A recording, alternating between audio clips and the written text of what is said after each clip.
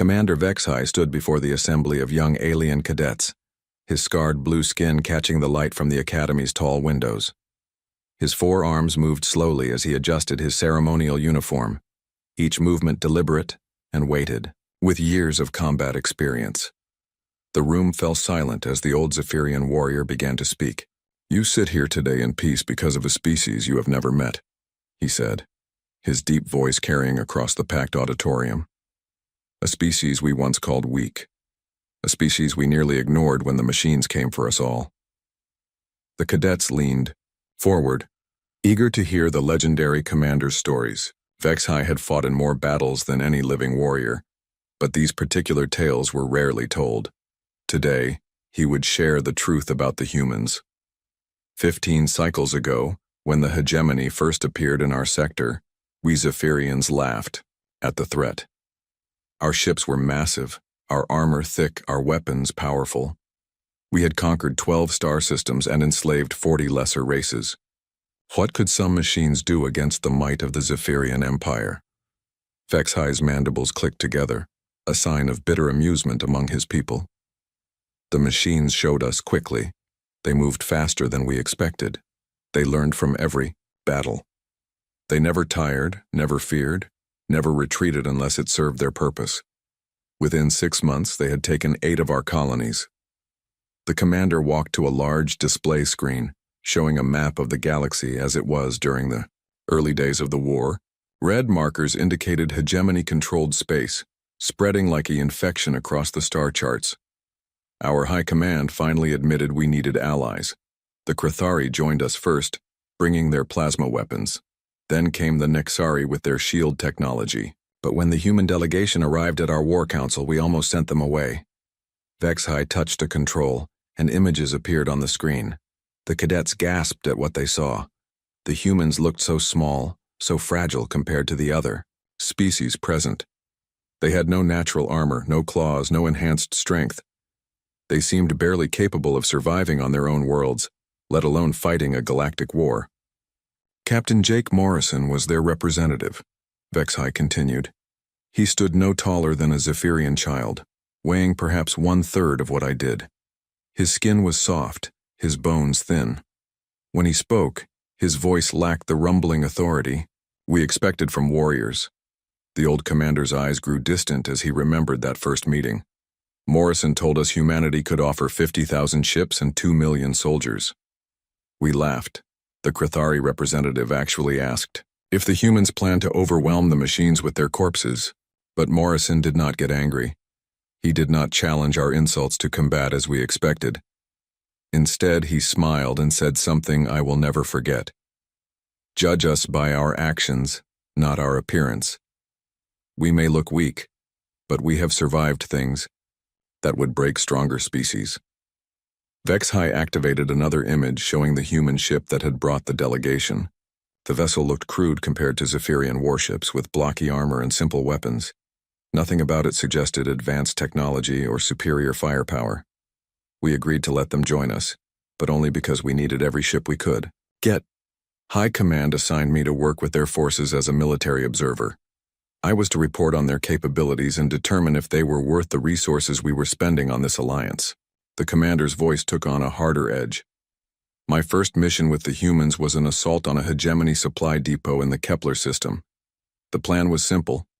My battle group would attack from the front while human ships flanked from behind.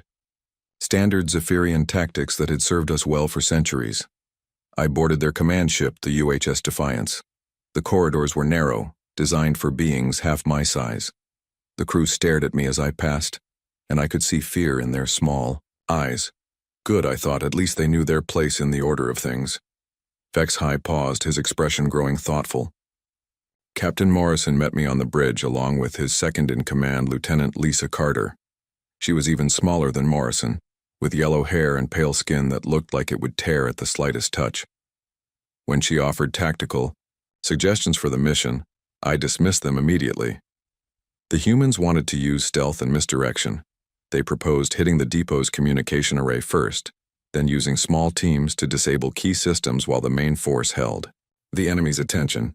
I told them such cowardly tactics were unnecessary. Zephyrian warriors would smash through the defenses with pure strength, as we always had. The commander's mandibles clicked again, but this time the sound carried shame rather than amusement. Morrison tried to argue. He showed me intelligence reports about the depot's defensive systems. He warned that the machines had adapted to our previous attacks and would be ready for a direct assault. I ignored him. When we reached the target, I ordered the attack exactly as Zephyrian doctrine demanded. My ships charged straight at the enemy positions, weapons blazing, confident in our superior firepower. For the first few minutes, it seemed to work. We destroyed the outer defenses and began pushing toward the depot itself. Vexhai's voice grew heavy.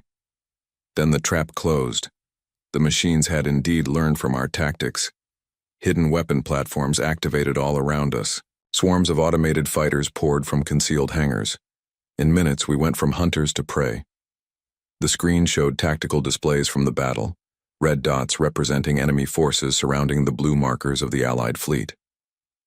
The cadets watched in silence as the blue dots began disappearing one by one. My flagship took heavy damage within the first hour. 2 of my escort cruisers were destroyed completely. The remaining ships were scattered, their communications jammed, their formations broken. I had led my warriors into a slaughter. But then something unexpected happened.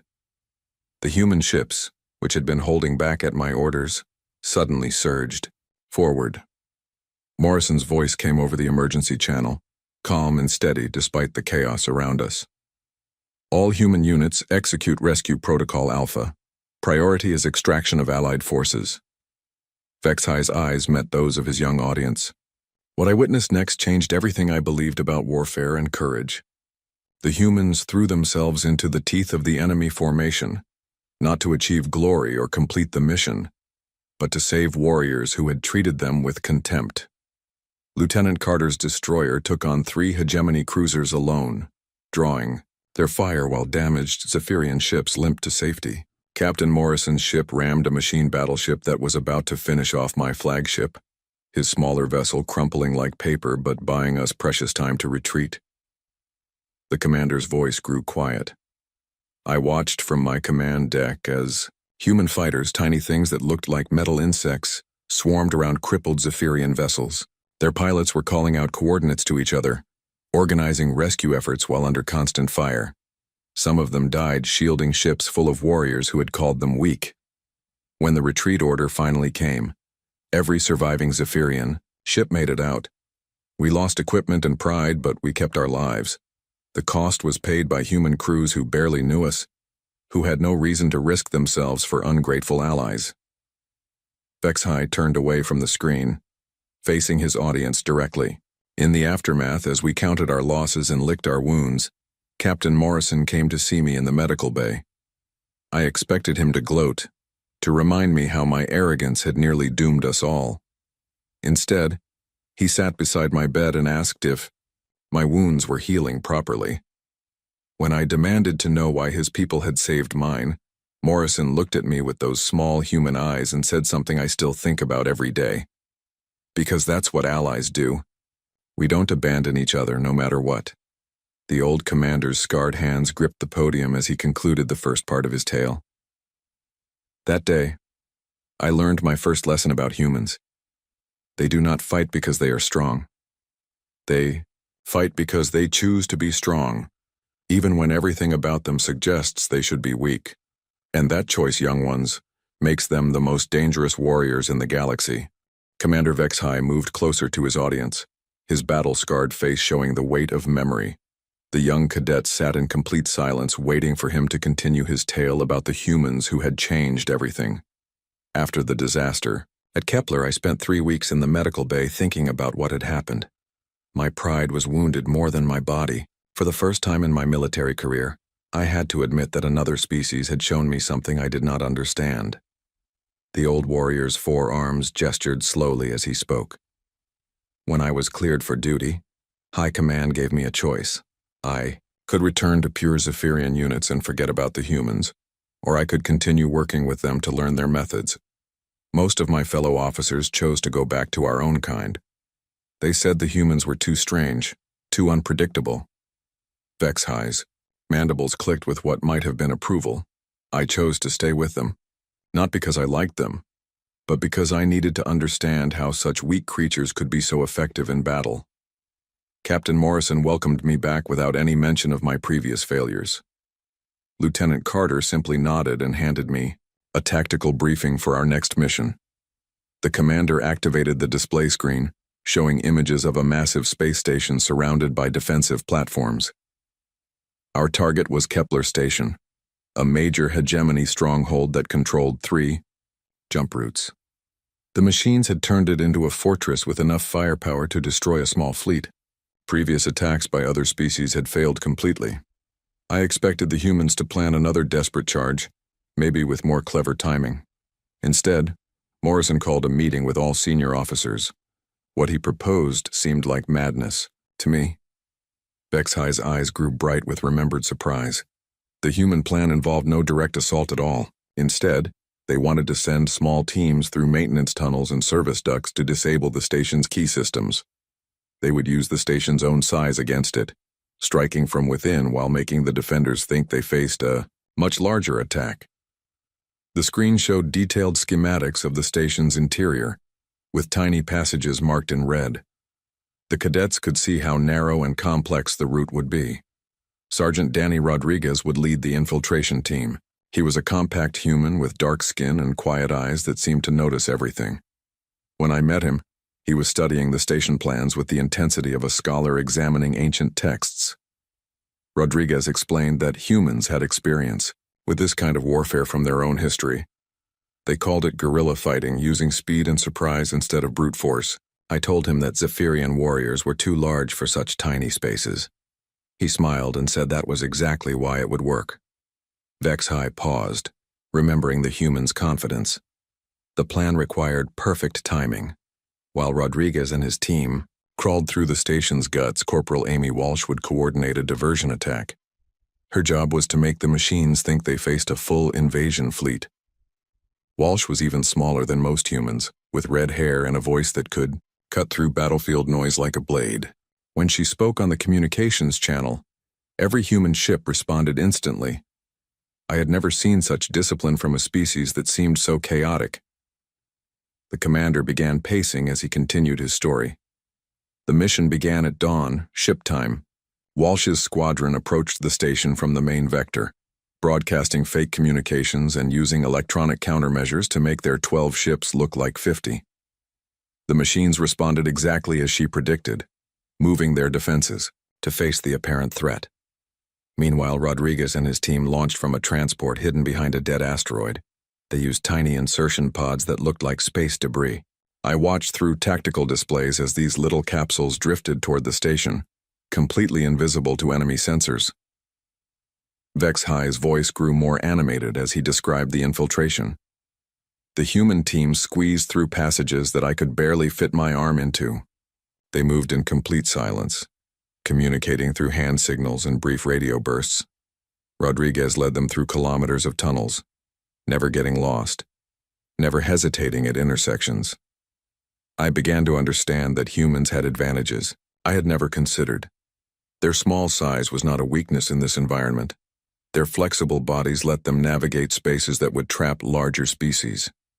Most importantly, they seemed to think differently about problems. The screen showed the station's power grid, with critical junction points highlighted. Rodriguez's target was the main power distribution center, buried deep in the station's core. To reach it, his team had to pass through areas filled with automated defenses, sensor networks, and patrol drones.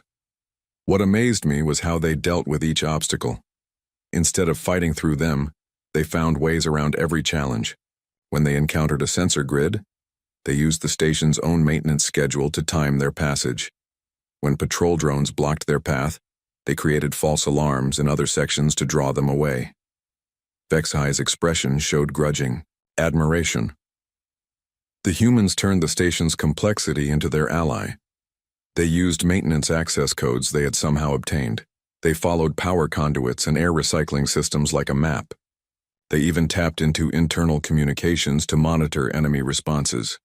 After 6 hours of crawling through darkness, Rodriguez's team reached their target, but the power center was heavily guarded by mechanical sentries that could not be avoided or fooled. This was where the humans showed me something I had never seen before. The commander's voice grew quiet. Private Ben Clark volunteered to create a distraction. He was barely 20 human years old, with brown hair and nervous hands that shook when he thought no one was watching. But when Rodriguez asked for someone to draw the guards away, Clark stepped forward without hesitation. Clark took position at a junction point 50 meters from the power center. He had only basic weapons and improvised explosives made from maintenance supplies.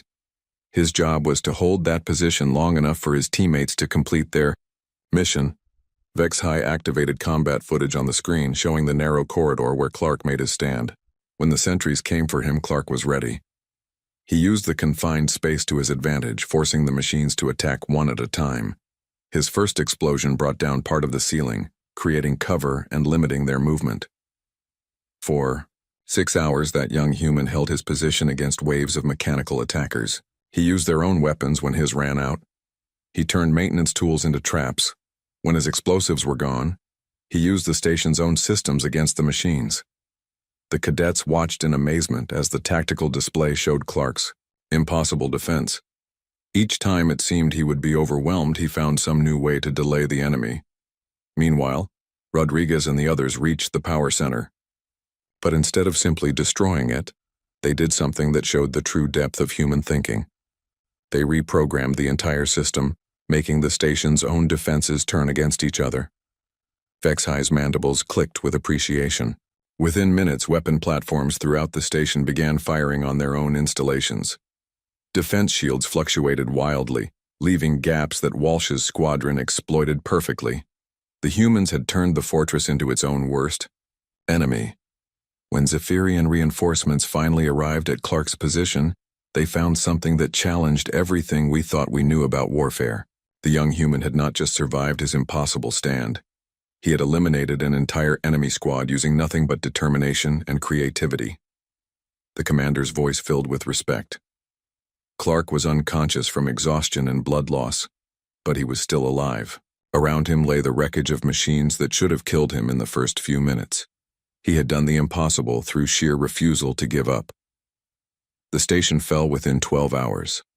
Walsh's diversion had worked perfectly. Rodriguez's infiltration had succeeded beyond all expectations, and Clark's sacrifice had made it all possible.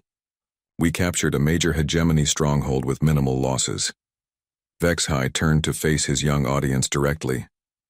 That day, I learned my second lesson about humans. They do not win through superior strength or technology. They win because they see possibilities where others see only problems.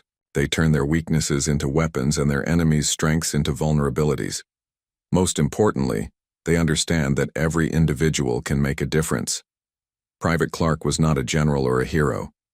He was just a young soldier who chose to do his duty when it mattered most. That choice saved the mission and taught me that human courage comes not from fearlessness, but from acting despite fear. The old warrior's scarred hands gripped the podium as he concluded. After Kepler Station, I began to study human tactics seriously. I wanted to understand how they could consistently achieve the impossible with such limited resources. What I discovered would change not just how I fought, but how I thought about warfare itself. Commander Vex-High's expression darkened as he prepared to tell the most difficult part of his story. The Academy Hall fell completely silent, sensing that something terrible and important was coming. The old warrior's forearms trembled slightly as he gripped the podium. 3 months after Kepler Station, the war changed forever, he began, his deep voice carrying across the room. The machines had been studying us, learning from every battle, every defeat, every small victory we thought we had won. They were preparing something that would either end the war quickly or destroy us all. The display screen activated, showing a massive star chart with glowing lines connecting dozens of solar systems. At the center was a bright point labeled Titan's Gate, surrounded by defensive positions that looked like a spider's web of light. Titan's Gate was the key to everything. It was a massive space station that controlled the jump routes to the core worlds where billions of civilians lived. If the hegemony captured it, they could reach the heart of our civilizations within days. Every species in the galaxy would fall. Vexhai's mandibles clicked nervously as he continued. Our combined fleets gathered at the staging area, knowing this would be the decisive battle. We had ships from 12 different worlds, warriors from 20 species, weapons that could crack planets in half. It should have been enough to stop any enemy, but our intelligence reports were terrifying.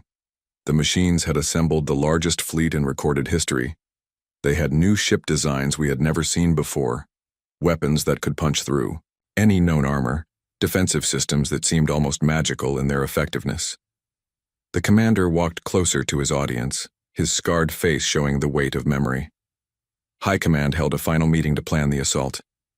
Every species wanted to use their traditional tactics. The Krathari wanted to charge straight in with their plasma cannons blazing. The Nexari suggested using their shield walls to slowly advance. Each race believed their way was best. Then Colonel Steve Parker stood up to present the human plan. He was older than most human officers I had met, with gray hair and tired eyes that had seen too many battles. When he spoke, his voice was calm, but filled with something that made everyone listen. Vexhai activated new images on the screen, showing the human fleet positions around Titan's Gate. The ships looked tiny compared to the massive alien vessels, like insects surrounding sleeping giants. Parker's plan was simple and insane. The human fleet would make a direct assault on the strongest part of the enemy formation. They would charge straight into the teeth of the hegemony's defenses, drawing all attention to themselves. While the machines focused on destroying the humans, the Allied fleets would attack from multiple directions. I stood up immediately to protest. The plan was suicide for the human forces. Their ships would be destroyed within minutes against such overwhelming firepower. Parker looked at me with those tired eyes and said something I will never forget. Commander Vexhai, sometimes the only way to win is to be willing to lose everything. The old warrior's voice grew heavy with emotion. Major Kate Anderson, Parker's second-in-command, showed us the detailed calculations. The human fleet could survive perhaps 15 minutes under concentrated fire. But those 15 minutes would give the rest of us the opening we needed to destroy the enemy command ships. I argued with them for hours. I told them there had to be another way, some clever human trick that could achieve the same result without such terrible cost. Anderson just smiled sadly and shook her head. This time, Commander, there are no tricks, only choices. Vexhai paused, his breathing heavy. The battle began at dawn, fleet time. I watched from the bridge of a Zephyrian dreadnought as the human ships moved into position. There were 200 vessels in their assault group, from massive carriers down to tiny fighters. Every one of them was flying toward certain death. What happened next will haunt me until my last day. As the human fleet approached the enemy line, they began broadcasting on all frequencies. They were singing. Every ship, every crew, every human voice joined together in their species' ancient war songs. The commander's voice broke slightly. I had heard human music before, but this was different. These were songs about sacrifice, about standing together when everything seems lost, about choosing to fight even when you know you cannot win. The sound gave me chills that had nothing to do with fear. Commander Rick Hayes led the first wave in his destroyer, the UHS Courage. I watched his ship take hit after hit from enemy weapons, its armor melting away, its systems failing one by one. But Hayes kept flying forward, his crew singing louder as their ship died around them. Vexhai activated combat footage that showed the terrible beauty of the human charge. Ships exploded in brilliant flashes, but the survivors kept advancing, their formations never breaking despite impossible losses. Hayes's destroyer was crippled when it reached the enemy flagship. His engines were gone, his weapons destroyed, his crew dying. Any rational being would have ejected, tried to survive. Instead, Hayes activated his ship's emergency thrusters and rammed directly into the Hegemony command vessel's reactor core. The explosion took out half their battle group. One human ship, one crew willing to die for their allies, eliminated dozens of enemy vessels in a single moment. But the cost was 43 human lives who chose duty over survival. The cadets watched in stunned silence as the tactical display showed the massive explosion blooming like a deadly flower among the enemy ships. all across the battlefield. Human crews were making the same choice. Captain Lynn Foster's cruiser took on 3 enemy dreadnoughts alone, buying time for a damaged Krathari ship to escape. Lieutenant Bobby Martinez flew his fighter directly into an enemy carrier's hangar, his small ship's destruction triggering a chain reaction that crippled the entire vessel. Vexahai's forearms gestured to encompass the scale of the sacrifice. For 15 minutes, the human fleet held the center of the enemy formation. Ship after ship died in flames, but they never retreated, never broke, never stopped singing those ancient songs of defiance. On the ground, human Marines were fighting just as desperately. Lieutenant Sam Torres led a mixed unit of humans and Zephyrians in a desperate assault on the gate's control center.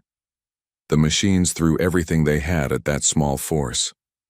Torres was wounded 3 times in the first hour of fighting, but she kept leading her troops forward. When enemy reinforcements cut off their retreat, she gathered her remaining soldiers around the control console and made a choice that defined everything I understand about human courage.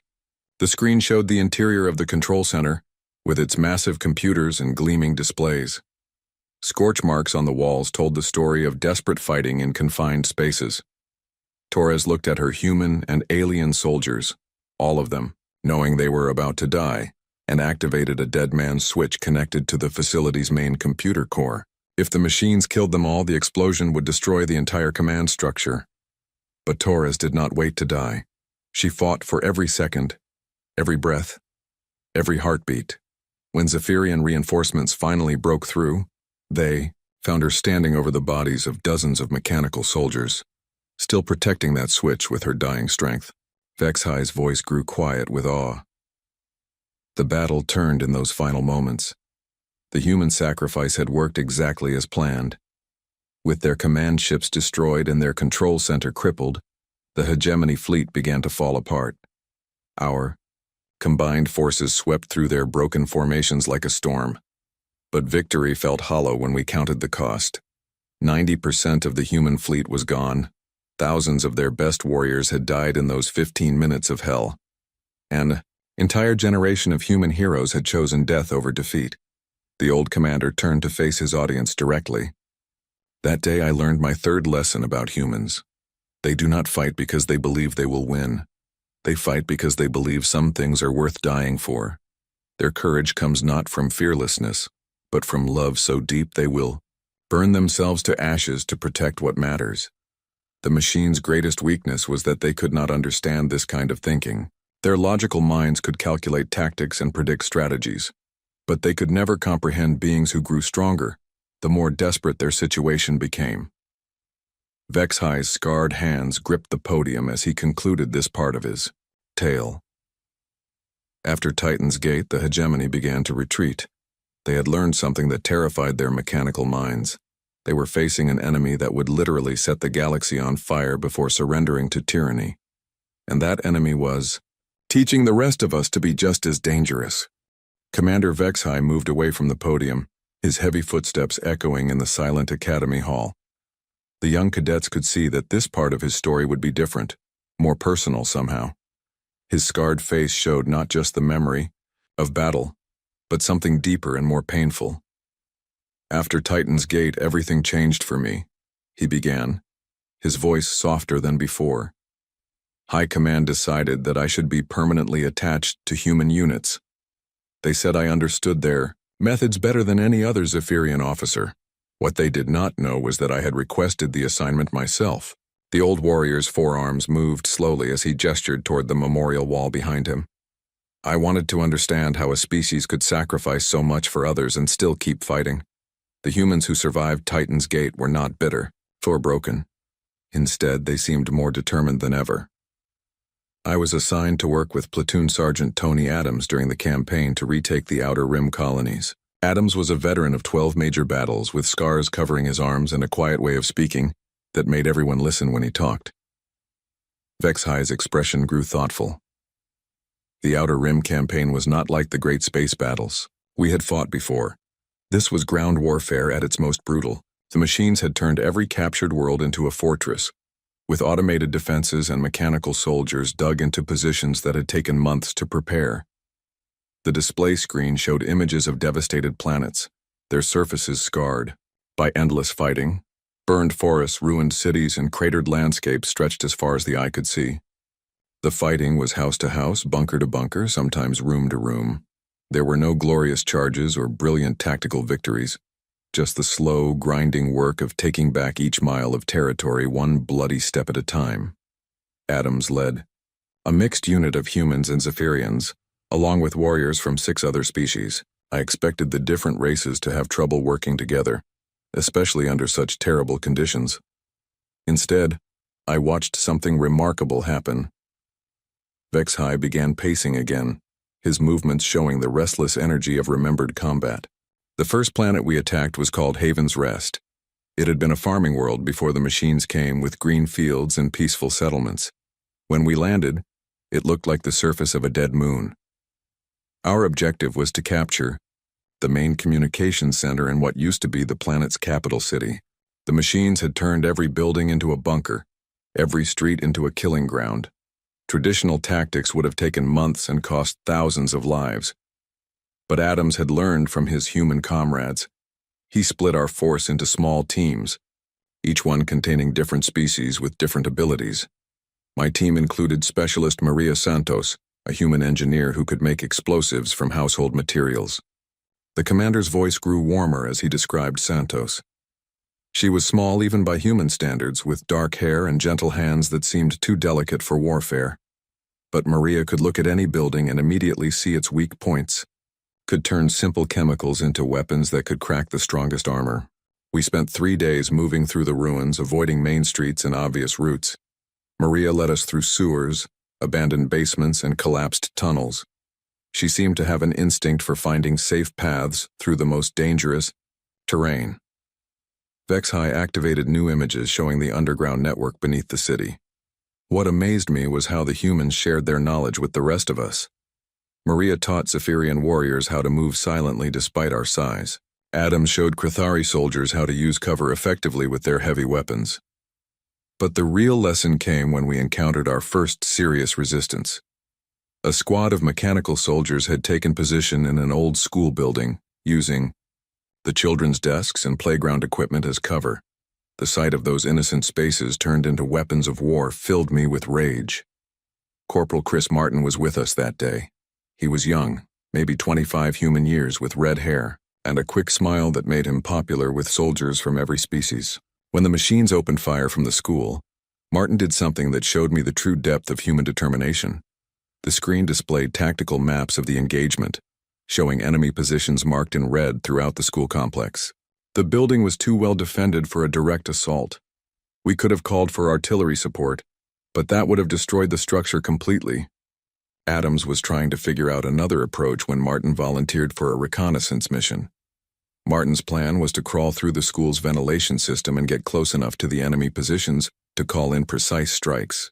The vents were barely large enough for a human, filled with sharp metal edges and electrical hazards.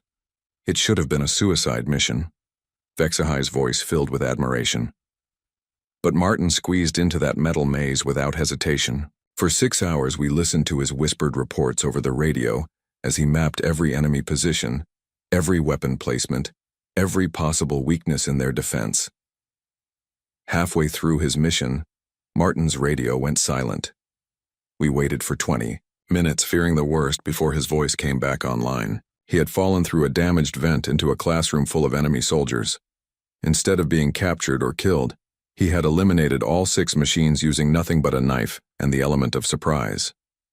The cadets listened in amazement as Vexhai described Martin's incredible survival. When Martin finally emerged from the building, he was covered in cuts from the sharp metal vents, exhausted from hours of crawling through darkness and bleeding from a dozen small wounds. But he had complete intelligence on every enemy position. Using Martin's information, we cleared the school in 40 minutes with no Allied casualties. But what impressed me most was what happened afterward. As we were preparing to move to the next objective, Martin sat down beside a small Nexari warrior who had been wounded in an earlier engagement. Vexhai's expression grew soft with memory. The Nexari was young and scared, far from home, and wondering if he would ever see his family again. Martin spent 2 hours talking with him, sharing stories about Earth and listening to tales of the Nexari homeworld. By the time they finished talking, the young warrior was ready to keep fighting. This scene repeated itself throughout the campaign. Human soldiers would take time to comfort wounded allies, share their rations with hungry comrades, and offer encouragement to those who were losing hope. They did this naturally, without orders or expectation of reward. I began to understand that human strength came not just from individual courage, but from their ability to care for others. Private Helen Woods was our medic, a quiet woman with steady hands and eyes that seemed to see right through you. She treated wounded soldiers from every species with the same gentle care she would give to her own family. The commander's voice grew heavy with emotion. One night, after a particularly brutal day of fighting, I found Woods sitting beside Lieutenant Joe Baker, a young human officer who had been mortally wounded by a machine sniper. Baker was dying, and everyone knew it. But Woods stayed with him through his final hours.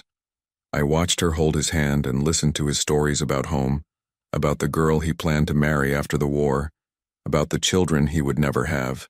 When Baker finally died, Woods closed his eyes gently and whispered something in their language that I later learned was a prayer for the dead. Then Woods stood up, wiped her tears, and went back to treating the other wounded.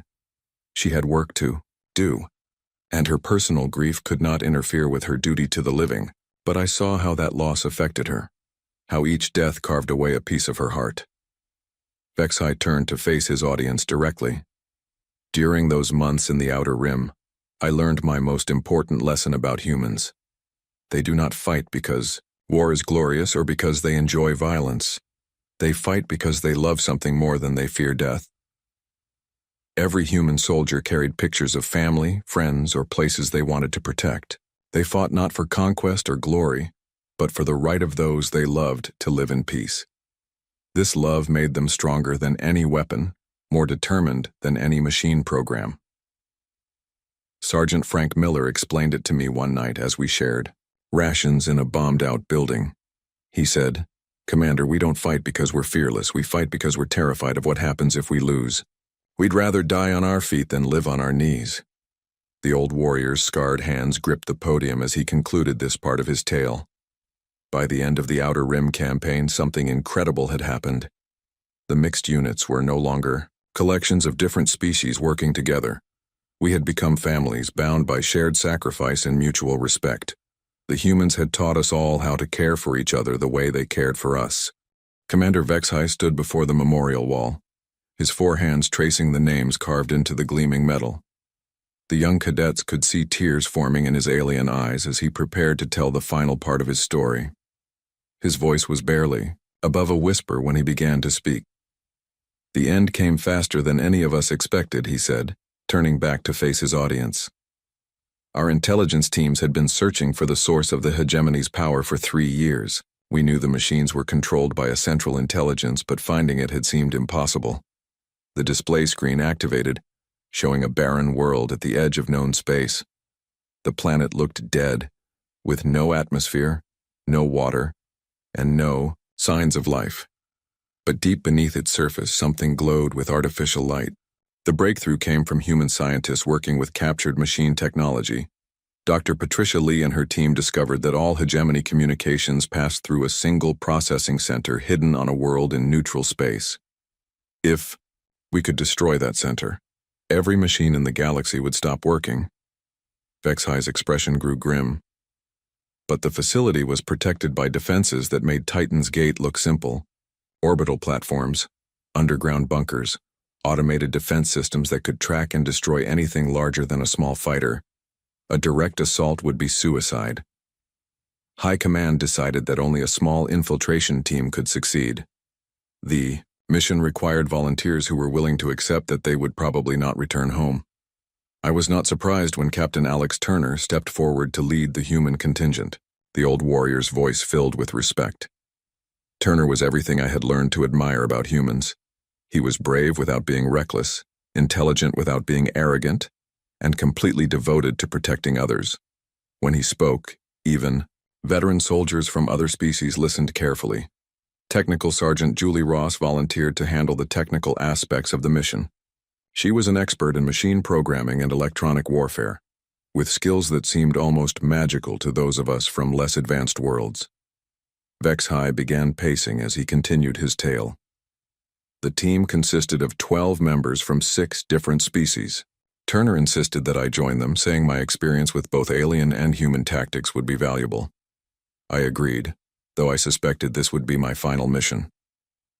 We launched from a hidden base using a stealth transport that human engineers had modified with technology from every allied species. The ship was small, cramped, and uncomfortable, but it could slip past enemy sensors like a whisper in the dark. The screen showed the approach to the target world, with defensive installations, marked as glowing red dots surrounding the planet. The infiltration took 18 hours. Ross piloted us through sensor grids and automated patrols with skill that bordered on impossible. Several times enemy scanners passed within meters of our ship without detecting us.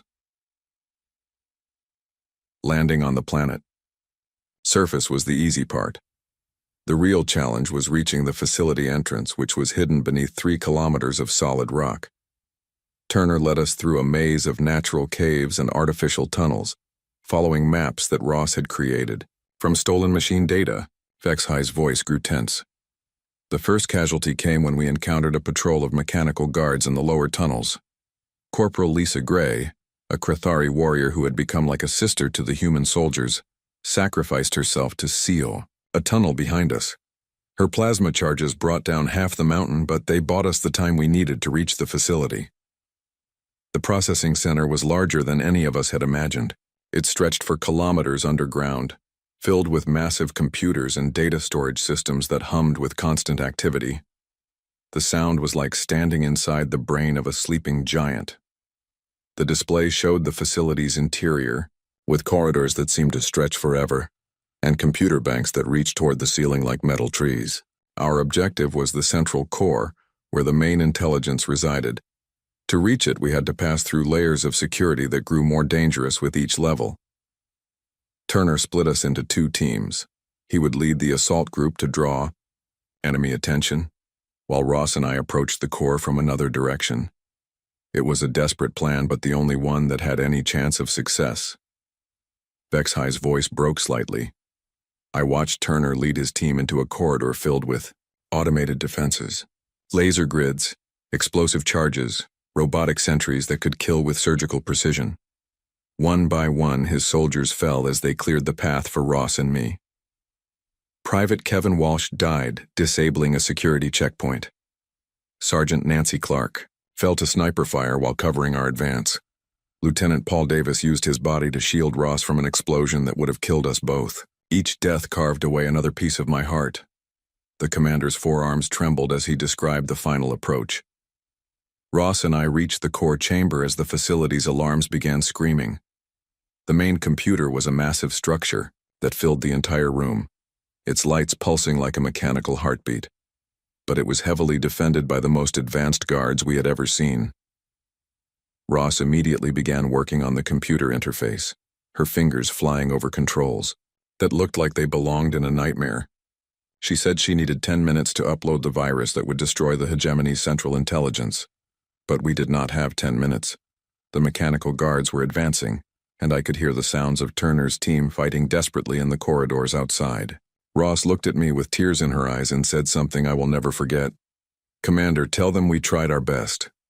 Vex-High's voice grew quiet with awe.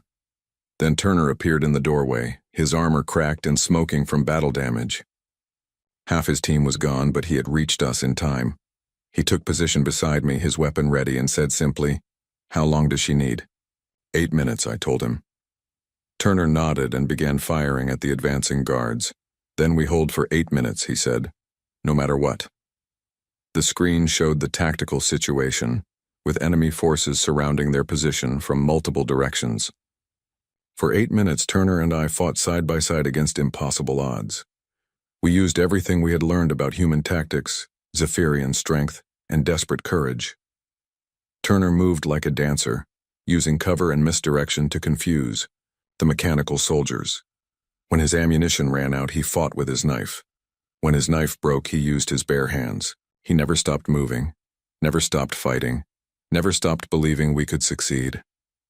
With 30 seconds remaining, the guards finally overwhelmed our position. Turner took a fatal hit while protecting Ross, but he kept fighting even as his life drained away. He looked at me one final time and whispered, "Take care of her." Vexai wiped tears from his alien eyes. Ross finished her work just as the facility began to shake apart. The virus was spreading through the hegemony network, destroying every connection, every command protocol, every piece of programming that held their empire together. But the facility's self-destruct system had activated. We had perhaps 3 minutes to escape before the entire mountain collapsed. Ross was exhausted from her technical work, barely able to walk. I carried her through corridors that were falling apart around us. We almost did not make it. The tunnels were collapsing, the way out was blocked, and I could feel the mountain dying above us. But then I heard a voice calling our names. Private Gary Lewis, the youngest member of our team, had stayed behind to guide survivors to safety. The old warrior's voice filled with pride. Lewis was only 19 human years old, barely out of training. But he had mapped every tunnel, every passage, every possible escape route. He led us through sections of the facility that were not on any official plans. As we reached the surface, the mountain exploded behind us. The processing center, the computers, the central intelligence that had controlled trillions of mechanical soldiers, all of it was gone. But so were most of our friends. Vexai turned toward the memorial wall. 3 days later, every hegemony unit in the galaxy simply stopped functioning. Ships drifted powerless through space. Ground forces collapsed where they stood. The war was over. But victory felt hollow when we counted the cost. Turner was gone. Most of his team had died in those final minutes. Ross survived, but she carried scars that would never heal. And Lewis, the boy who had saved us all, never spoke about what he had seen in those collapsing tunnels. The commander faced his audience for the final time. The war ended, but the lessons remained. I learned that humans do not fight because they are stronger or smarter or better equipped than their enemies. They fight because they choose to protect what they love, no matter the cost. Turner could have retreated when the situation became hopeless. Ross could have given up when the technical challenges seemed impossible. Lewis could have saved himself instead of helping others escape.